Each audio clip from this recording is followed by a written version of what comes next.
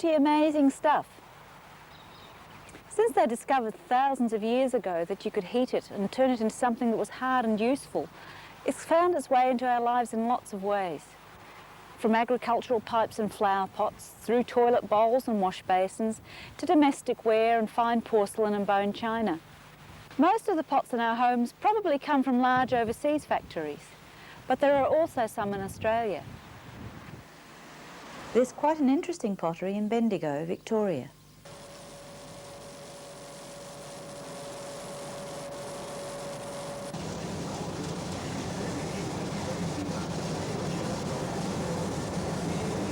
Bendigo pottery produces quite a large range of domestic items, and today most of these are made using production line techniques.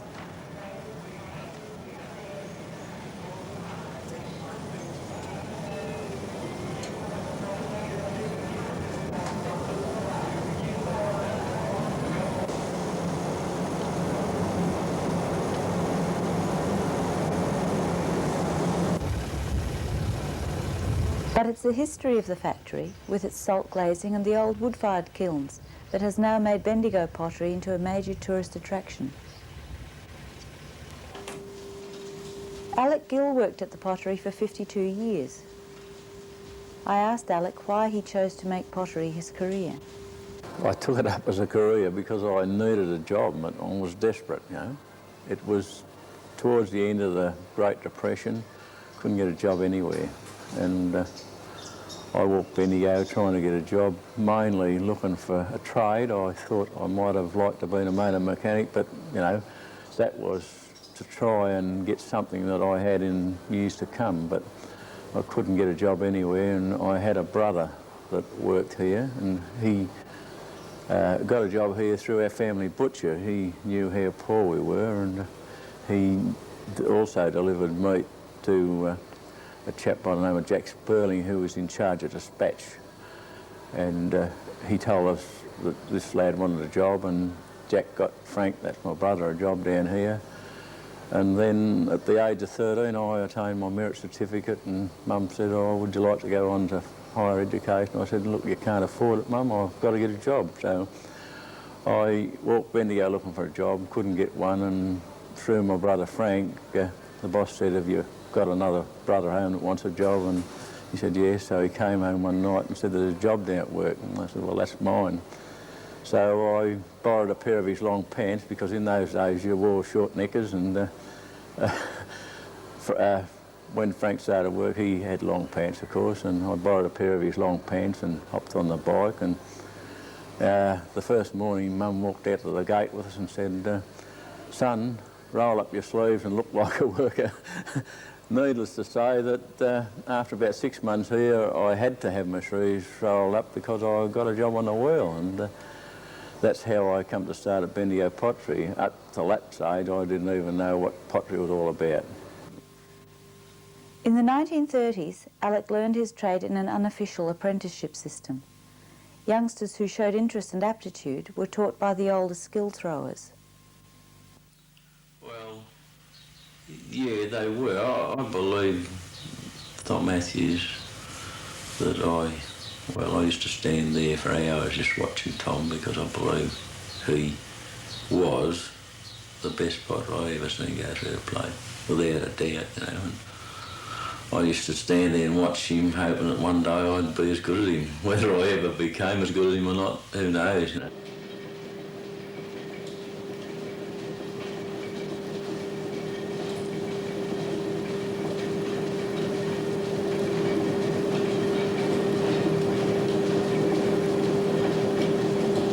For many years I was involved just in throwing. While we were in production work, I worked, I might have done a little bit of setting in gloss kilns and all that type of thing, but basically I worked on the wheel until such time as we went out of making domestic pottery. And then I made acid jars for such time as the plastics chopped the acid jars out. They were hard work. There was 32 pound of clay in them, and you had to make 63 every day. I used to, well, you had someone else preparing your clay. You didn't prepare your own clay. you had people that worked the filter presses and worked the mills, and if the clay was too hard or too soft, that affected your production. You had a wedger, and if he couldn't wedge properly, which some of them couldn't, they had air in the clay, and that made it difficult to make, and you might break an odd one or two because of big air bubbles in it, particularly if you had a bad wedger. And I used to go like bladers in the morning and make 70, and if I could get 70 for the day, I had a good day, and I'd hide 7 around the back of the rack, and if I had a bad day the next day and got 60, I'd add 3 on, so I got 63 for that day, and at the end of the week I was square. And that's the way I kept my job. In the early days, working in a pottery factory wasn't the easiest way of earning a living. It was a hard life. The work was hard, not so much on the wheel, but the pay was poor. I've seen some of the old chaps go in a kiln with a bag over their head to stop their hair from burning, and that's true, you know. And if you didn't do that, you didn't have a job, so you had to do it. I'd never want to see anyone go back to those conditions, but that's the way it was. Alex's work life changed considerably when in the 1970s he designed much of the popular Epsomware range of pottery and became involved in the promotion of the pottery as a tourist attraction. We survived because of tourism, plus the fact that we were making a product that nobody else had. I mean, you know, you could go in the shops and you can buy dinnerware and all that type of stuff from all companies all over the world over there. But no one else was making salt glaze stoneware, and people come to look for it.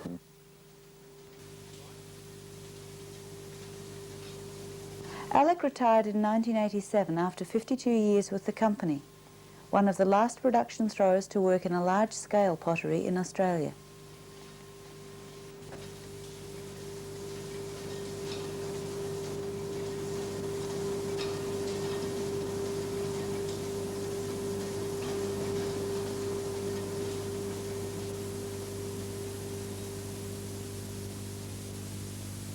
About an hour's drive from Bendigo in Wedderburn, there's quite a different kind of pottery.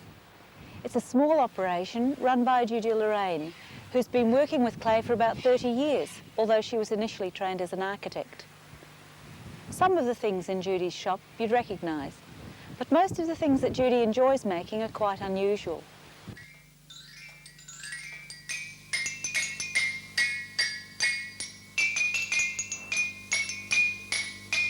Judy is probably best known for her ceramic instruments, and unlike Alex, she prefers hand building to working on the wheel. I asked Judy why she had decided to work in clay. I like it. I think that, well, that's it. I like it. You really feel most happy and fulfilled when I'm making pots, but which is a pretty awful statement, when I'm making pots. But I would say when I'm feeling clay, when I'm particularly hand building, I think it's a very satisfactory sensory experience to be doing that, which I enjoy. And especially as you have something, when you've done this physical activity, you have this object in front of you, which I then walk right around like a cat prowling and look at it from here and until I'm completely satisfied with it in 3 dimensions, at which time it becomes its own thing and is not part of you anymore, which I guess is a very female sort of statement, isn't it? That you've created this thing or this object which then takes on a life of its own, and that's the bit that I find quite exciting. I mean, that's what I enjoy. That's why I don't enjoy throwing. Throwing gives me no emotional satisfaction at all.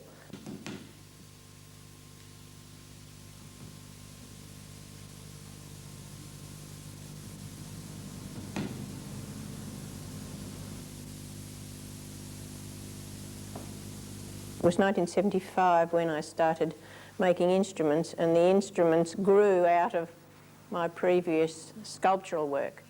But I think probably that the instrument making as such has been, so far, the most important innovative aspect of my ceramic work. It's been quite a challenge to attempt to make instruments, and I have enjoyed it a lot.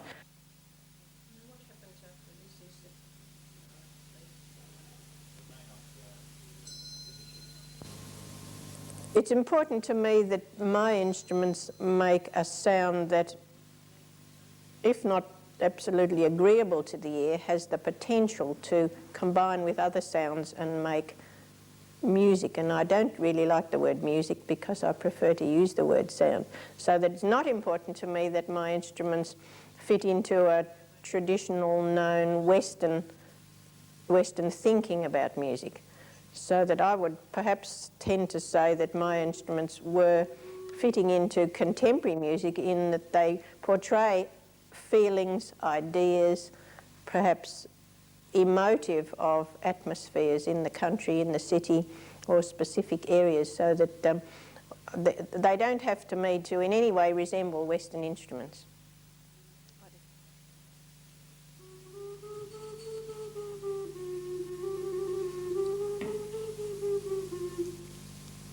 So far so good. Enlarge the holes.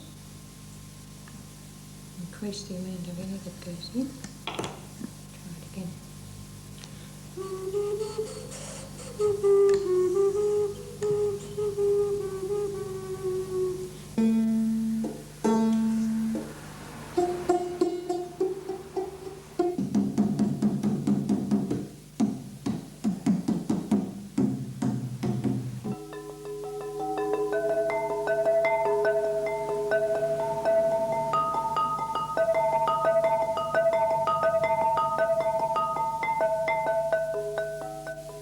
I wondered what sort of response there had been from the local community to a potter who doesn't just make mugs and bowls and casseroles. Oh, well, they ooh and ah, but they don't really understand it very much, and they're always asking for explanations. You know, for why did you do this and why did you do that, and isn't it strange? So, in a sense, I've attempted to perhaps fit into the pattern they might expect of me, and that's why the work that I've been doing since I've been here has covered a range of domestic ware and items that I hope will keep me in bread and milk or bread and marge for a week. You know, you might only sell one or two things in the domestic field, but those are the only kinds of things that the people here know to buy, because they are functional. They buy it for a particular purpose. They don't usually buy it to look at or to admire or to hold or to touch for its own sake. And can Judy support herself totally from pottery sales? Well, the simple answer is no. I think that I suppose I didn't start working with clay with the idea of being able to support myself, so that didn't occur to me early in my career, if you want to call it that, of working with clay. Later on, I found that I was able to earn a certain amount of money by teaching, and that all came about accidentally, in as much as I would be just asked to perhaps go and teach a bit here and a bit there. But as for earning a living from making things in clay, I have never made a living from that at all. Maybe you could make enough money to perhaps buy some more material, help to buy a kiln or some more equipment, but as far as making a living from what one likes to do, in this case is pottery, not at all, not at all. Apart from Judy's ceramic instruments and her 3 series called Elephant Birds, much of her time recently has centred on a public art venture, the Benalla Mural Project. Benalla is a city that has a very nice and modern art gallery right beside the lake, and a group of local people there, initiated from the Council of Adult Education branch, which is called Forum, decided amongst themselves to attempt an artwork on a piece of public land or city land by the lake.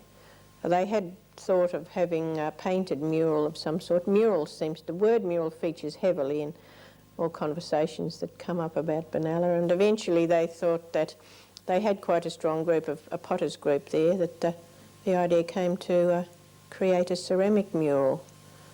And several potters, I think, applied to perhaps go and be involved in it, and I was the lucky or unlucky one who did get to be working on the mural there. So I really, I think, had design meetings with the local potters, and for quite a while, and we worked out lots of ways of going about it, and eventually I designed a basic plan. And a lot of the mural is now made, fired and stored away, filed in another hut which is full of the work that's fired in boxes all ready to go to the site and be installed, and there is a certain amount still to be built. Last year we had 5 bicentennial artists. They were funded by the Bicentennial Authority as artists who contributed to the overall design, and each one of those did a cave seat, which is a seat for in the covered colonnade, which is underneath the terrace.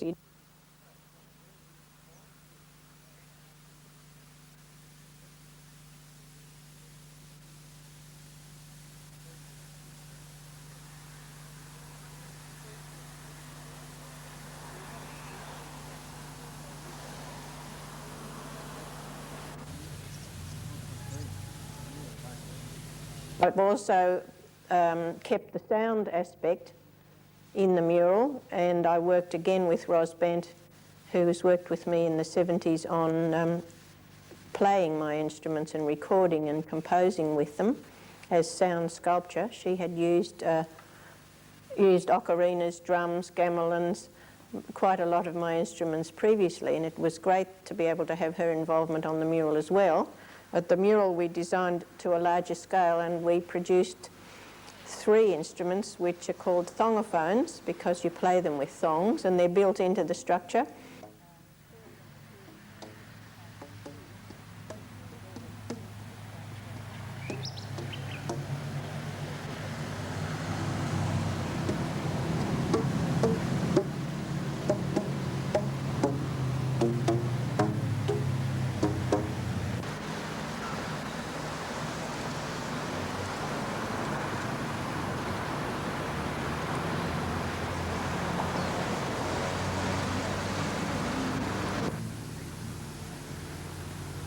In a way, it's been an intrusion into my personal career, an intrusion into my personal expression in clay, but I hope it will finish up to not have been a bad intrusion. I hope that when it is finished, it really does express what I wanted it to express, because it's very hard to imagine a thing of that scale. If you're a potter and you're making something that normally you can carry around with you, and then you have to make something that is as big as the house you live in, it's quite a frightening feeling, and in fact has frightened quite a lot of domestic potters away.